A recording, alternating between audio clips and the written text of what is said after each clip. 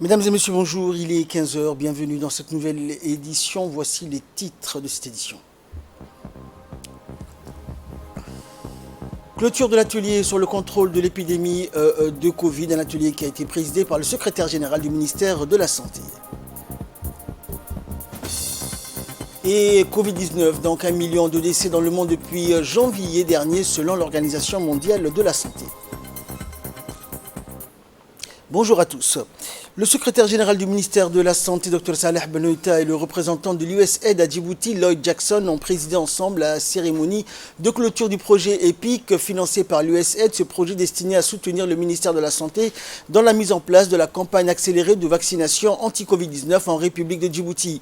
Pour rappel, ce projet a été lancé en octobre 2021 par le ministre de la Santé et ce nouveau projet a permis au département de la Santé de mettre en place une stratégie inclusive structurée autour d'une campagne intensive de sensibilisation et de vaccination en s'appuyant sur l'engagement communautaire. Pour rapprocher davantage l'accès au vaccin à toutes les personnes de plus de 18 ans, le ministère de la Santé, en collaboration avec ses partenaires techniques et financiers, a mis en place des sites de vaccination fixes et mobiles à Djibouti-Ville et dans les 5 régions de l'intérieur. Ce projet a également permis de recruter et de mobiliser de centaines d'acteurs communautaires qui ont contribué d'une manière générale à la réussite de cette vaste campagne vaccinale contre la Covid-19. Le secrétaire général, Dr Saleh Benoita, a déclaré lors de cette cérémonie que plus de 222 292 personnes ont reçu au moins une dose de vaccin contre la Covid-19 depuis le lancement de la campagne d'immunisation, soit un taux de couverture vaccinale de 42,51%, dont 66,71% d'hommes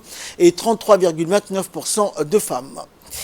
Et dans son intervention, le représentant de l'USAID à Djibouti, Lloyd Jackson, a félicité la République de Djibouti pour sa vigilance et sa détermination face à ce virus et a souligné l'excellente collaboration entre le pays à travers ce vaste projet. On l'écoute.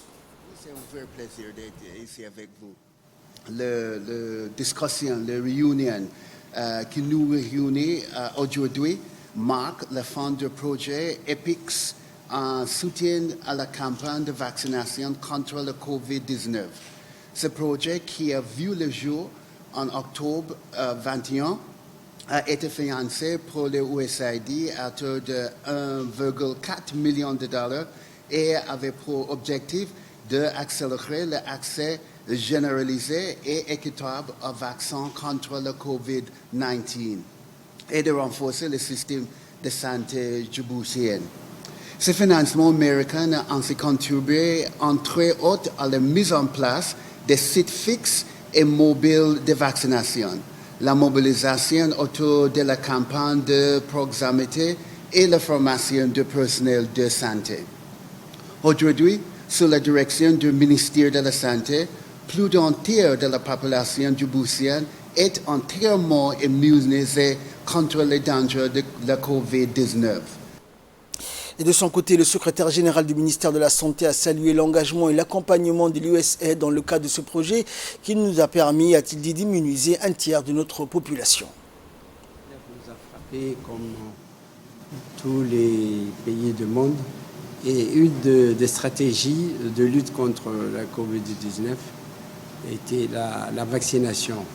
C'est dans ce volet que l'USAID, à travers FHI, intervenu à la demande du ministère de la Santé. Et nous remercions donc au nom du ministère de la Santé et de la population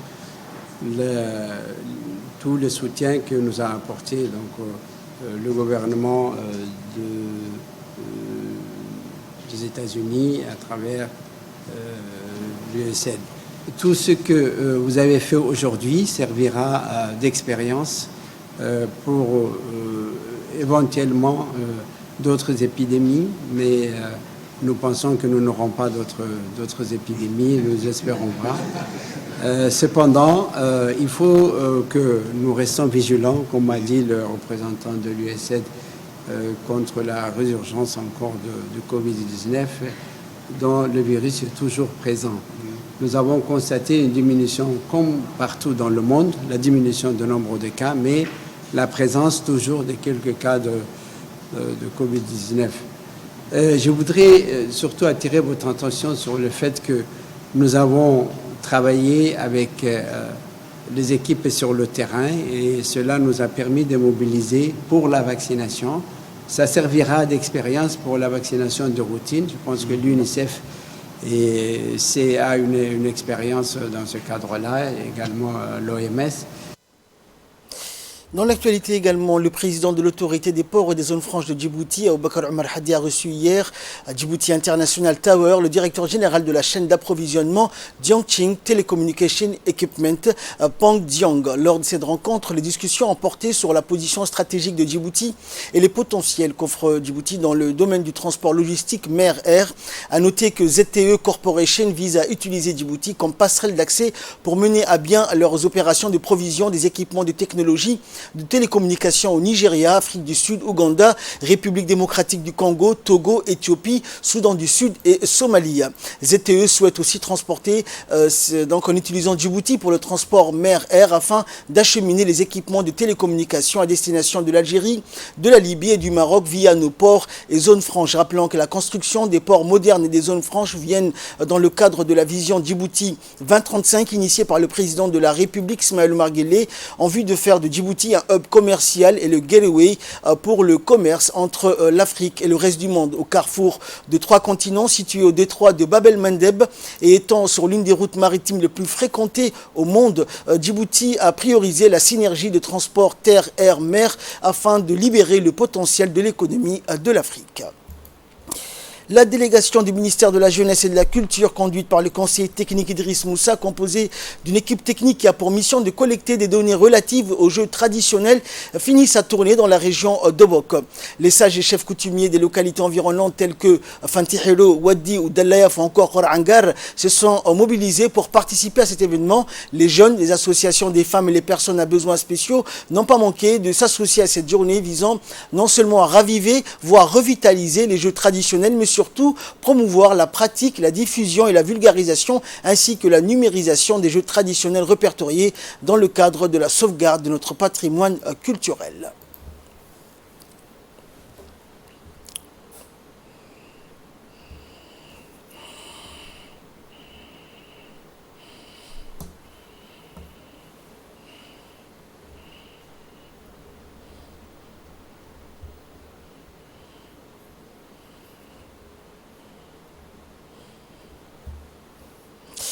Et dans le dossier de cette édition, nous allons parler de l'explosion du commerce à Djibouti, notamment du commerce yéménite et des points de vente et des restaurations qui explosent donc dans la ville de Djibouti concernant les commerçants yéménites qui se sont installés ici à Djibouti. Regardez, c'est un document de la rédaction.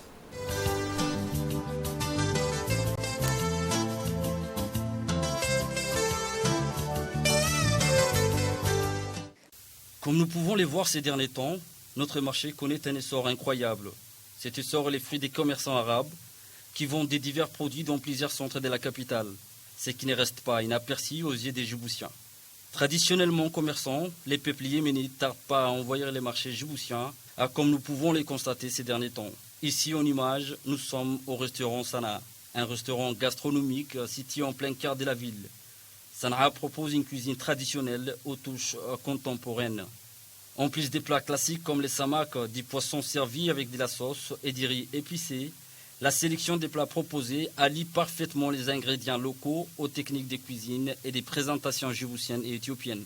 D'abord peu à peu des petites échoppes, des boissons rafraîchissantes et des jus, des cafétérias et puis brusquement l'apparition des magasins des produits cosmétiques, d'habits, de la parfumerie et de la broderie. Les Yéménis s'installent dans les fauteuils des grands commerçants à Djibouti. Ils participent à la création des richesses du pays. Il s'agit là d'offrir à la population jeune, surtout aux femmes et aux jeunes demoiselles, en produits et services, afin de répondre à la demande actuelle. De son côté, la République de Djibouti, grâce à son climat parfaitement favorable pour les affaires, sort les grands gagnants pour booster sa croissance et décoller son économie.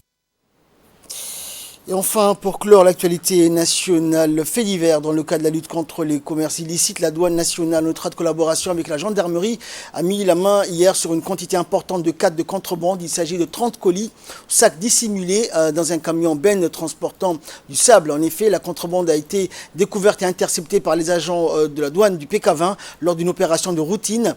Donc, aussitôt alertés par la douane, les éléments d'escadron de sécurité routière de la gendarmerie en poste au PK20 ont rapidement immobiliser le camion et interpeller le conducteur. Selon la procédure en vigueur, la totalité du cadre de contrebande saisi a été détruite en présence du chef de division des douanes de la région d'Arta et chef de la brigade des douanes du PK20.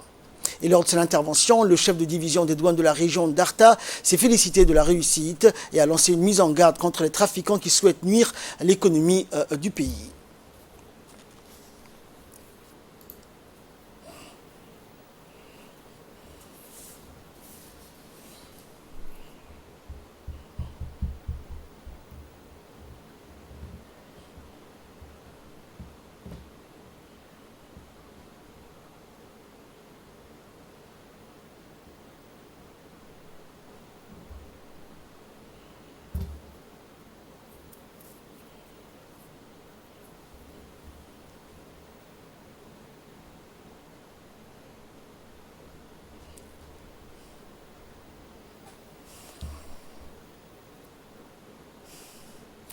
En nouvelle du monde à présent, élection en Angola, le MPLA en route pour la victoire.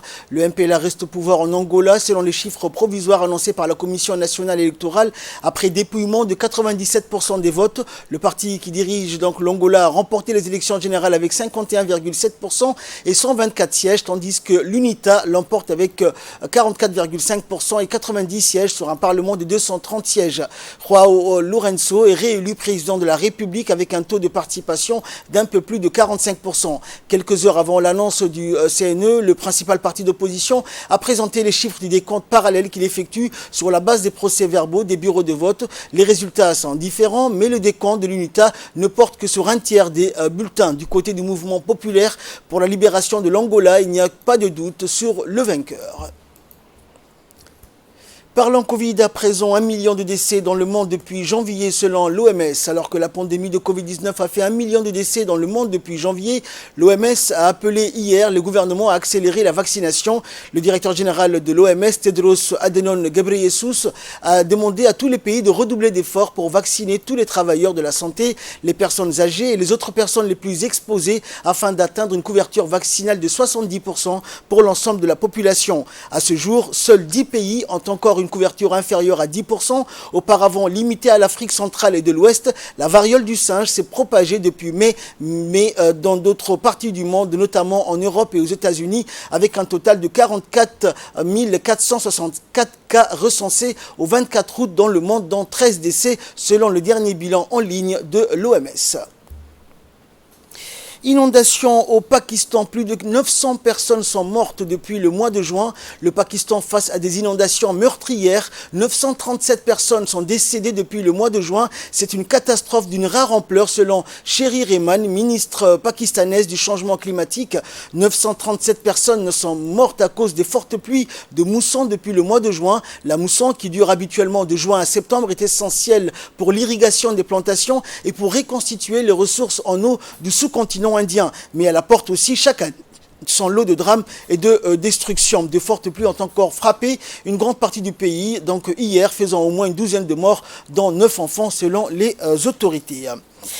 Et enfin, nous finissons en sport. Karim Benzema, sacré meilleur joueur UEFA. Alexia Putellas reçoit le trophée féminin. L'attaquant français Karim Benzema a reçu hier soir le titre de meilleur joueur UEFA de l'année. Lors de la cérémonie à Istanbul, l'Espagnole Alexia Putellas a été sacrée meilleure joueuse. L'attaquant français du Real Madrid a vu sa saison folle saluée par le titre de meilleur joueur UEFA de l'année. L'ancien Lyonnais devient le deuxième joueur français récompensé par ce prix de la Confédération européenne dans sa configuration actuelle après Franck Ribéry en 2013. Avant lui, 2 joueurs du Real Madrid avaient été sacrés, Cristiano Ronaldo 2014, 2016 et 2017 et Luka Modric en 2018. Le prix du joueur UEFA de l'année est décerné par un jury composé des clubs participants aux coupes européennes et d'un groupe de journalistes. Et donc les joueurs sont jugés sur leur performance dans toutes les compétitions domestiques et internationales. C'est tout pour cette édition. Merci à vous de nous avoir suivis. Restez avec nous avec la suite des programmes.